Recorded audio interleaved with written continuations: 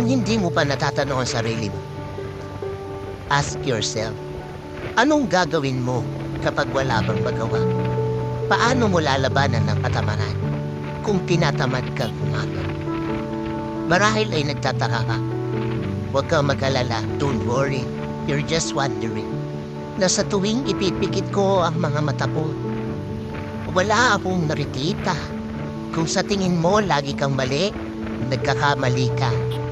Kung sa tingin mo lagi kang tama, may tama ka na. Huwag mong problemahin ang mga problema. Pagkakaproblema ka, na may mga tao nagsisinungaling na lang. Di pa honest.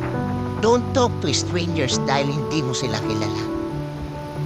Hindi na ako umaasa, pero I'm still hoping. I wish, nangarap na lang ako, na sa bawat pag-ising mo sa umaga, you will wake up in the morning. Sa bawat pagtulog mo sa gabi, you will sleep at night. Sa bawat paglakad mo, you are walking. Sa bawat pagkain mo, you are eating. Nandiyan ka, nandito ako.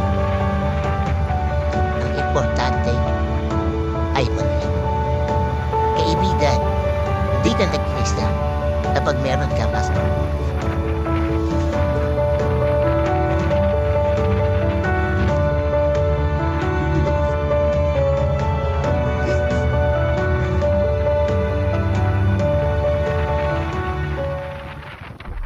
Kung may problema ka, it's your problem.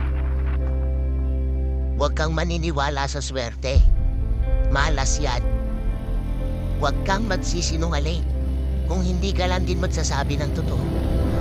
One wrong move, magkakamali ka. Kung hindi ka nagkakamali, may tama ka na.